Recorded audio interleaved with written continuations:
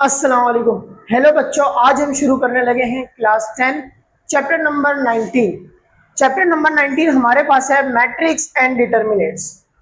आज सबसे पहले हम समझेंगे इसकी बेसिक चीज़ें। सबसे पहले हम बात करते हैं कि मैट्रिक्स क्या होता है।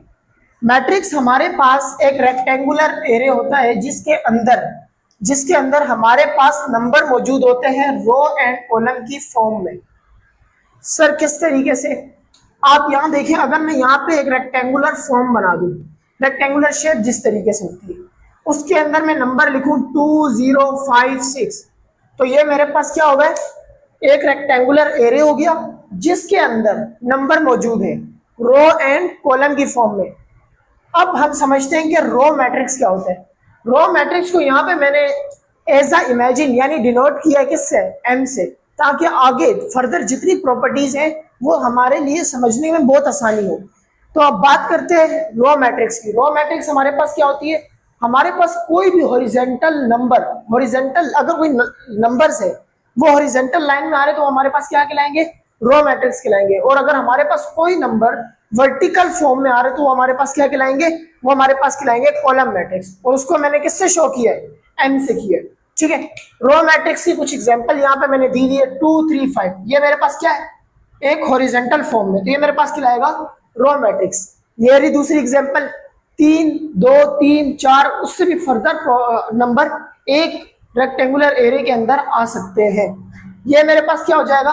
Row matrix. कॉलम मैट्रिक्स मेरे पास क्या होगा? कोई भी वर्टिकल नंबर, यानी कोई भी नंबर लाइन से हो मगर वर्टिकल फॉर्म में हो तो ऐसे नंबर मेरे पास क्या कहलाते हैं? ऐसे नंबर मेरे पास कहलाते हैं कॉलम मैट्रिक्स। यहाँ पे इसकी एग्जांपल नंबर 2 भी दी गई है जिसमें 2 3 5 क्या हुए हैं? वर्टिकल फॉर्म में लिखे गए। अब बात करते हैं रेक्टेंगुलर मैट्रिक्स।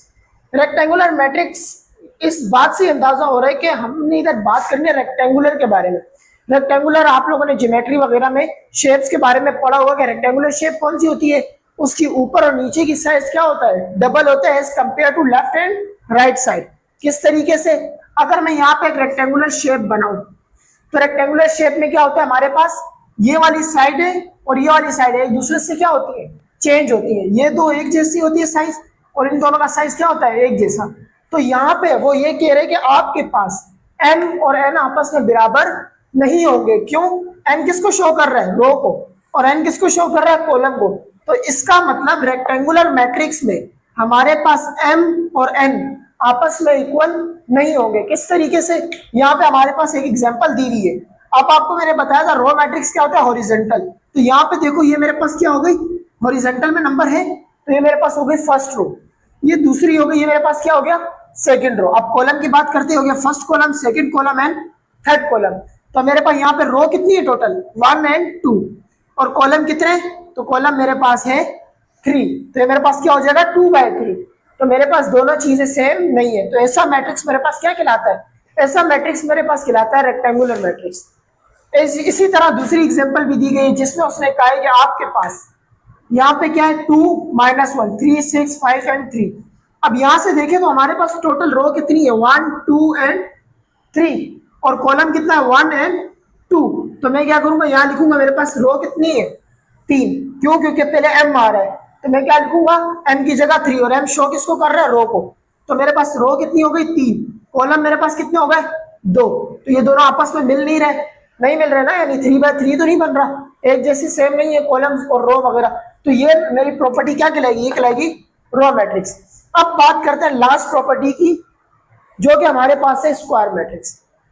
स्क्वायर मैट्रिक्स क्या होता है? स्क्वायर मैट्रिक्स हमारे पास ऐसा मैट्रिक्स होता है, यानी हमारे पास रेक्टेंगुलर का अपोजिट होता है। रेक्टेंगुलर में हमारे पास क्या था? एम और एन आपस में बराबर नहीं थे। स्क्वायर मैट्रिक्स में क्या होगा? एम और एन आपस में इक्वल होंगे। यहाँ देखें जरा, यहाँ पे मेरे पास क्या है? यहाँ पे रो कितनी है? रो हॉरिजॉन्टल में देखें तो 1 एंड 2। कॉलम देखें 1 एंड 2। तो मेरे पास रो कितनी हुई? 2। मल्टीप्लाई बाय, मल्टीप्लाई शो नहीं करो, यानी कॉलम हमारे पास कितने हो गए?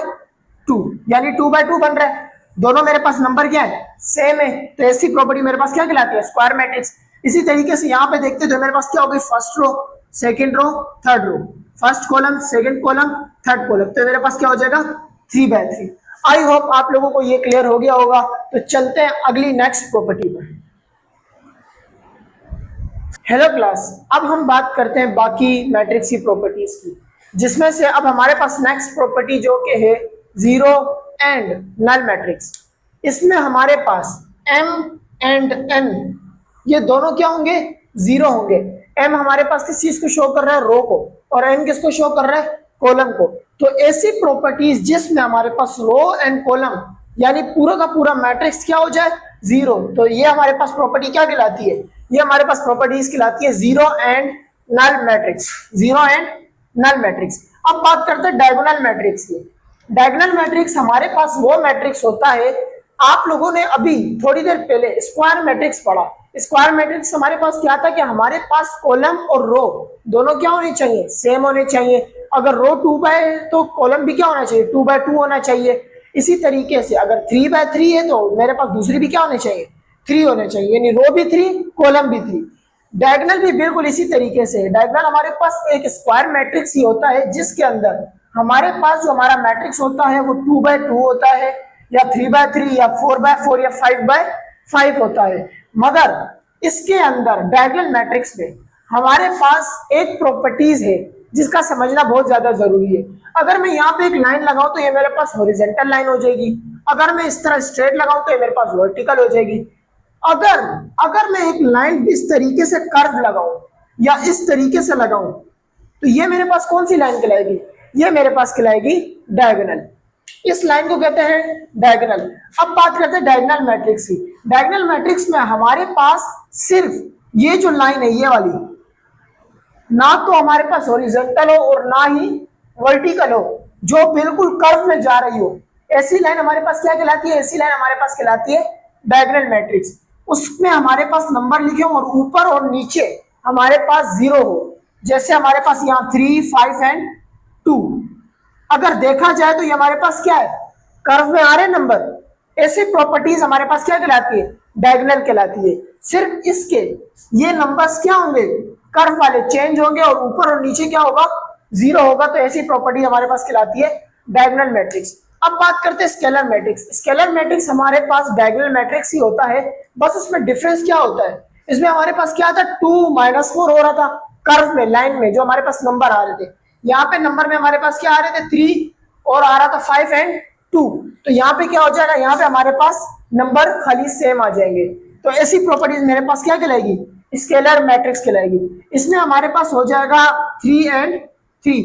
यहाँ पे देखिए 5 एंड 5 में भी हो सकता है कि यहाँ भी के हो, यहाँ भी के हो, और यहाँ पे भी के हो।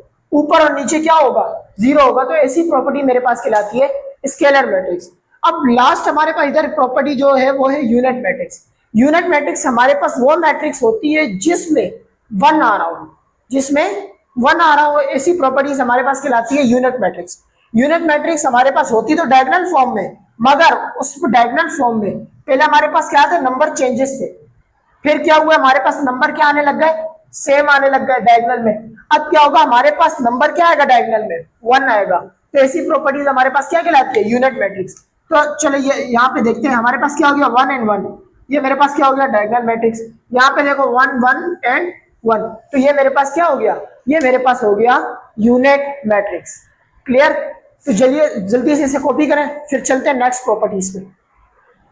क्लास अब हम बात करते हैं बाकी फर्दर प्रॉपर्टीज जो कि हमारे पास है ट्रांसपोज मैट्रिक्स। ट्रांसपोज मैट्रिक्स हमारे पास कौन सी मैट्रिक्स होती है, हमारे पास एक ऐसी प्रॉपर्टी है जिसमें हमारे पास जो मैट्रिक्स के अंदर नंबर मौजूद है उससे हम रो से कॉलम में कन्वर्ट कर सकते हैं और कॉलम से रो में कन्वर्ट कर सकते हैं। इसी तरीके से हमारे पास एक एग्जांपल है जिसमें हमें एक मैट्रिक्स दिया हुआ है।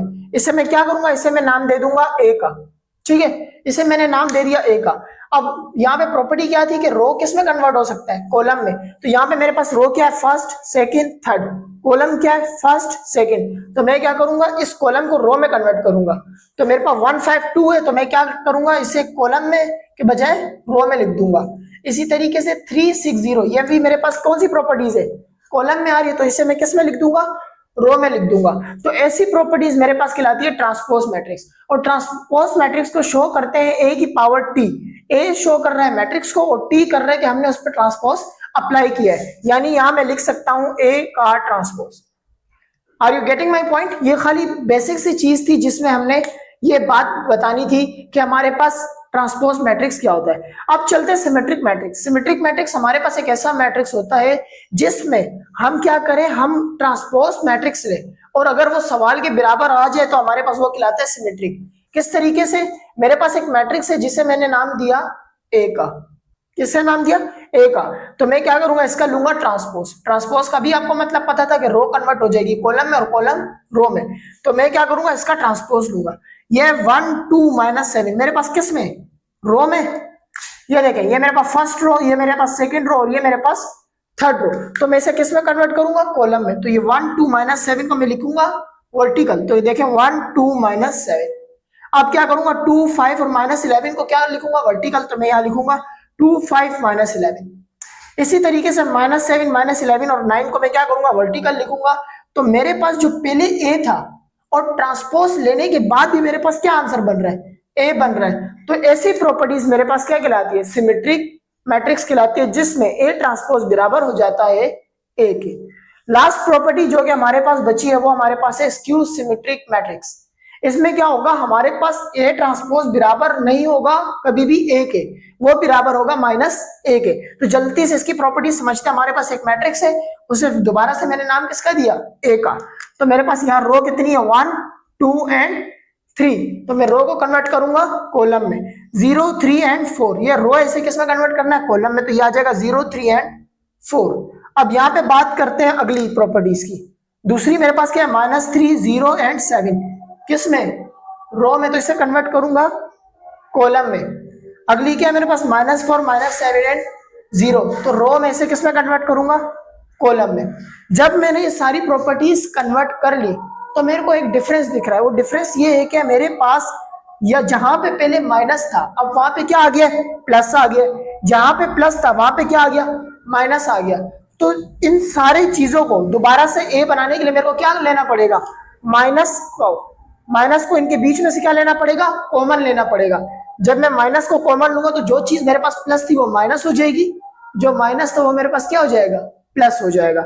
तो जब मैं इनमें से माइनस के साइंस को कॉमन लेना शुरू करूंगा तो मेरे पास क्या हो जाएगा, ए ट्रांसपोज बराबर हो जाएगा -a के। आई होप आप लोगों को ये बेसिक चीजें समझ में आ गई होगी। तो अब हम शुरू करेंगे एक्सरसाइज 19.1।